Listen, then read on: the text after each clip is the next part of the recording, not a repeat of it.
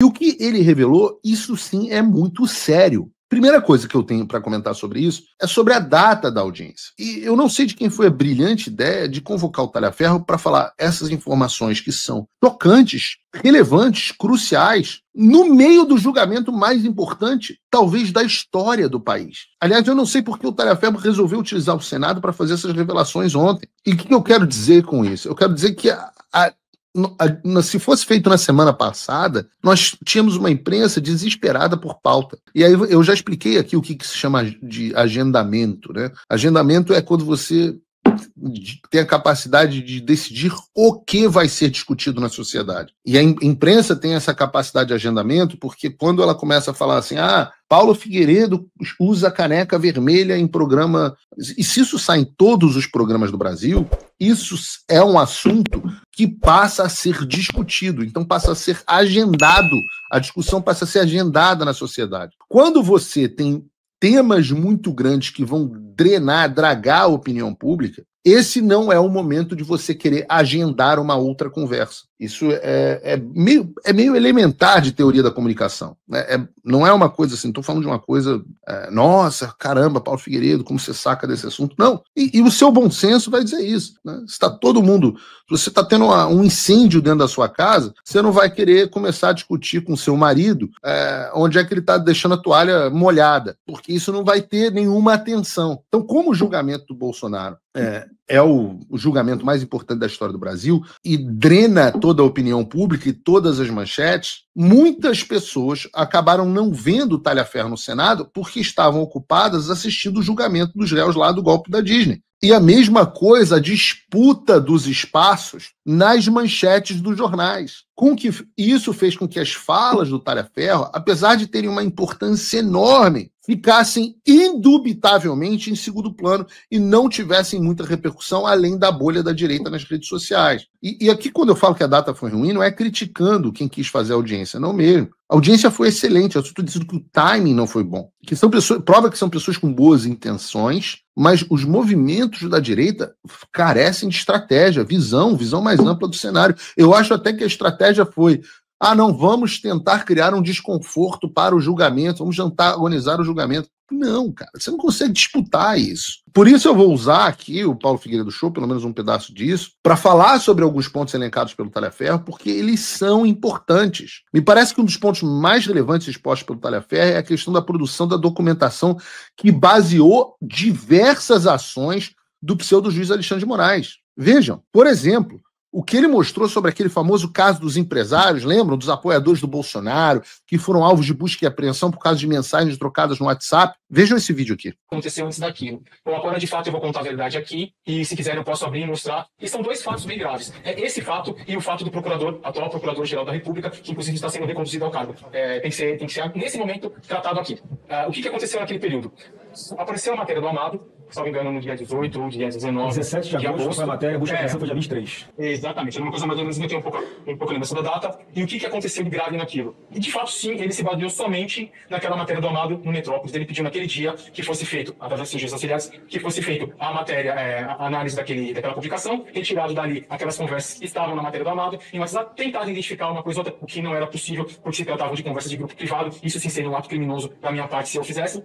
E colocar no relatório para que ele pudesse encaminhar à Polícia Federal, ou seja, ele já tinha decisão, somente para ela cumprir o que ele queria. Bom, eis que aconteceu aquela apreensão, ela era para acontecer numa segunda-feira, se eu não me engano, ela aconteceu numa terça, ele estava desesperado para que acontecesse, e não foi na terça, e surgiu naquela semana uma forte repercussão da mídia, que todo mundo estava brigando, dizendo, e olha, que absurdo, foi feito somente com base na matéria jornalística do Amado, não sei o quê. Sim, de fato, foi feito somente na matéria jornalística do Amado. Quando chegou próximo de sexta-feira, foi pedido para mim, através do Ayrton Vieira, eu tenho aqui não só a última conversa com ele, porque as anteriores foram apagadas, e daquele momento que eu vi que tinha algo errado, eu comecei a manter dali para frente, foi um pedido através do Alexandre de Moraes para que se construísse um ambiente, uma história. Vamos lá, o Talhaferro agora está nos dando informações importantes e tal, mas daquele momento eu comecei a perceber que tinha algo errado. O programa aqui de semana passada eu estava mostrando ele, kkk, vamos ferrar esses caras, bababá, um monte de absurdo, usa criatividade, não sei o que.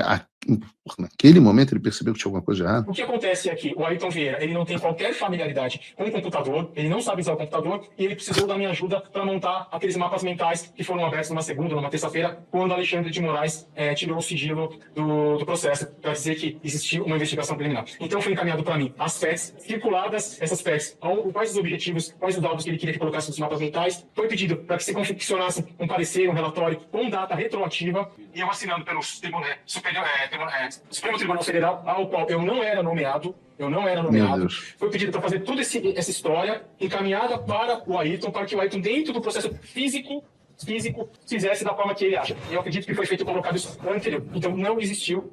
Se quiserem aqui, eu compartilho esse material, eu compartilho um cronograma, para que vocês olhem a data que esse material chegou em minhas mãos, a data que essas PETs chegou circuladas, a data que o mapa mental, que todo mundo da imprensa viu no dia que ele tirou, foi confeccionado. Por favor, se o senhor puder mostrar para a gente aqui, porque enquanto o senhor está preparando aí para mostrar para nós, pelo que eu entendi, há uma matéria jornalística, o ministro Alexandre de Moraes dá ordem para essa assessoria de combate à desinformação produzir algum relatório, ele determina a busca e apreensão somente com base na matéria de jornal, sem saber se aqueles diálogos eram verdadeiros ou não, se tinham autenticidade ou não. Depois, o outro desembargador, que é juiz auxiliar dele, pede ao senhor Eduardo Tagliaferro para ajudá-lo a confeccionar um novo fundamento da decisão, é isso? Exatamente, senador. Então, o senhor consegue provar que o fundamento para a busca e apreensão foi feito depois da busca e apreensão. Então, houve uma fraude no documento, é isso?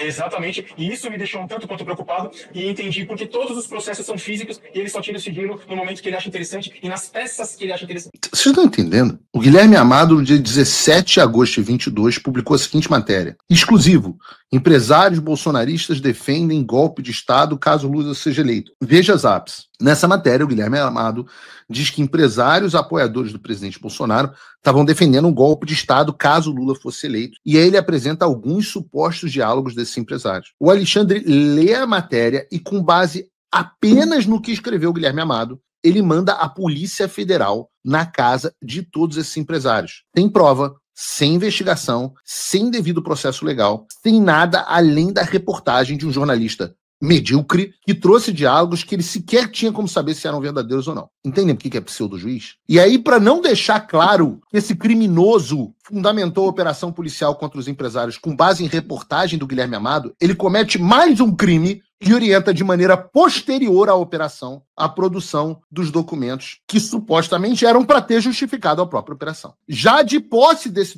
documentos, ele vira para a mídia e para o STF e diz que esses documentos é que foram a base na operação. Vocês estão entendendo isso? O cara primeiro manda a Polícia Federal na casa dos caras, inicia uma devassa na vida financeira deles, e depois ele manda a equipe dele preparar um relatório com uma data forjada, falsa, fraudulenta, para dizer que ele tinha base para perseguir esses caras. Eu não sei vocês, mas para mim, juiz que adultera a data de documento e forja prova retroativa para perseguir opositores políticos é, na verdade, bandido e mafioso. O Brasil precisa ter coragem de dizer: Alexandre de Moraes, você é um bandido, você é um criminoso, você é um pseudo-juiz.